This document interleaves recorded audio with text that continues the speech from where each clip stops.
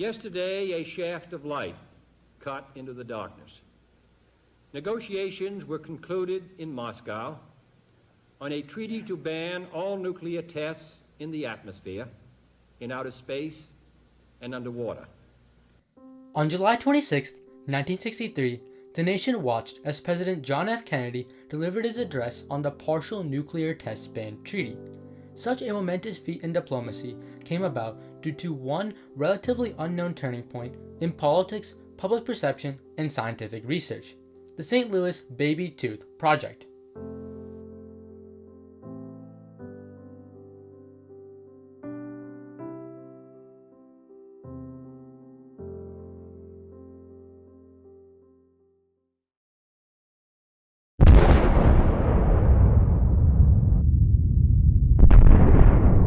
In the 1950s, the world was divided by the Cold War. The United States and Soviet Union were both vying for nuclear supremacy.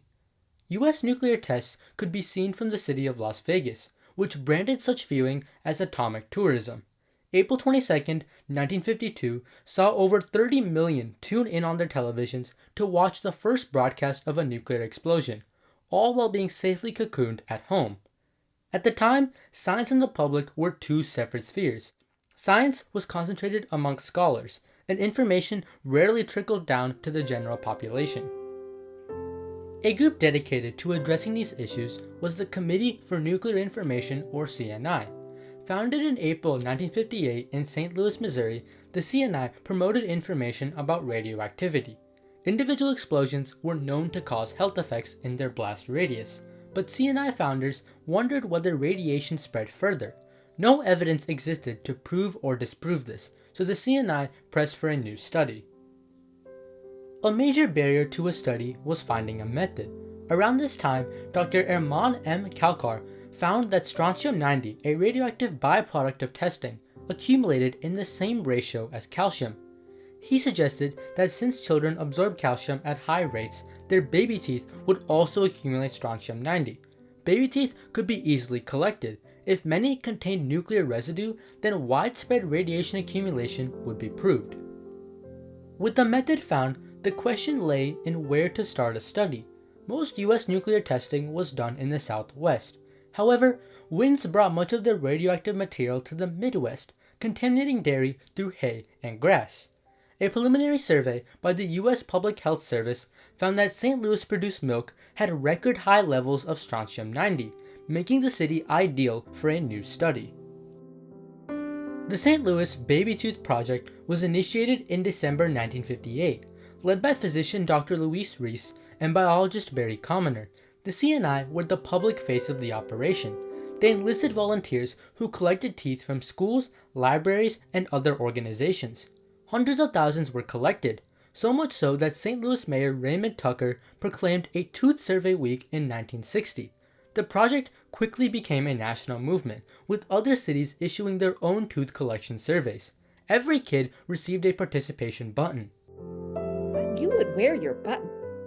You know, it was like you wanted that badge. Miss Nina Seavey, a participant in the study, describes her experience donating her teeth to the survey. You felt like you were involved in something important and that you were involved in science. And that was super amazing. By 1970, over 320,000 teeth were collected. Each tooth was packaged in envelopes and sent to the Washington University School of Dentistry, where a special research team would look for strontium-90 content. They concluded that from 1945 to 1965, strontium-90 levels in the baby teeth of children had increased 50-fold, in correlation with nuclear tests. For the first time, high amounts of radiation were found over long distances and decades of accumulation. While the Baby Tooth Project made astounding revelations, it faced opposition from many. The U.S. government attempted to downplay radioactive dangers. A thorough head-to-foot examination will reveal any accumulation of radioactive material. Vigorous sweeping with a broom removes contaminated dust and dirt from shoes and clothing. With the Soviets increasing their testing and technological programs, many associated a U.S. response with a Cold War arms race victory. Even among scientists, the idea of banning nuclear testing seemed counterintuitive to patriotism. A 1958 debate between Nobel Prize winner Linus Pauling and fellow physicist Edward Teller displayed this disparity. I think if we stay strong and if we continue to be sure of ourselves and know and let the Russians know that we will defend ourselves, I think that is the best way to peace. But all this means that we must be prepared. Despite this opposition, a growing number were taken aback by the Baby Tooth Project's findings. Change was imminent. I am today announcing my candidacy for the presidency of the United States. Politically, President Kennedy had campaigned against nuclear testing, but was forced to change his policy due to Soviet aggression. Despite this, sources close to the president stated that Kennedy was concerned about nuclear fallout impacting his kids and future generations. Our children and grandchildren are not merely statistics towards which we can be indifferent. During Kennedy's presidency, negotiations with the Soviets were opened after the 1962 Cuban Missile Crisis, and the doctrine of mutually assured destruction discouraged the possibility of nuclear war. Simultaneously, the Baby Tooth Project showed the world that radiation amounts across the US were accumulating fast. The study's initial results were given to President Kennedy by a scientific advisor. The president contacted Dr. Louis Rees and used the project evidence as impetus for the Partial Nuclear Test Ban Treaty. Signed between the US, UK, and USSR in August of 1963, the treaty would pass the Senate by an 80-19 margin. Overground nuclear testing was now banned in these countries. The Baby Tooth Project was a turning point in three main areas.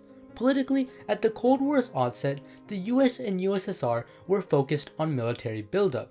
This was replaced by a greater emphasis on environmental concerns following the Baby Tooth Project's findings. The Partial Nuclear Test Ban Treaty and subsequent agreements influenced the diplomatic relationship between the US and USSR, using politics as a tool to better humanity. But the achievement of this goal is not a victory for one side. It is a victory for mankind. It reflects no concessions either to or by the Soviet Union. It reflects simply our common recognition of the dangers in further testing. The Baby Tooth Project also influenced public perception. It and the CNI aimed to provide citizens with accurate information about the dangers of nuclear weapons. People no longer felt isolated from radiation effects. In the context of environmental movements, they were willing to question their connection between patriotism and nuclear testing. Scientific research practices were also affected by the Baby Tooth Project. The CNI issued pamphlets detailing the study's work. Dr. Barry Commoner and other Washington University scientists increasingly voiced their findings in public articles. This resulted in the scientific community taking a larger role in societal issues. People reacted to scientific ideas, and the public, rather than scholars, became the face of scientific advancement. Today, nuclear testing has been almost completely eradicated. More than 175 countries signed the 1996 Comprehensive Test Ban Treaty, banning all nuclear test explosions.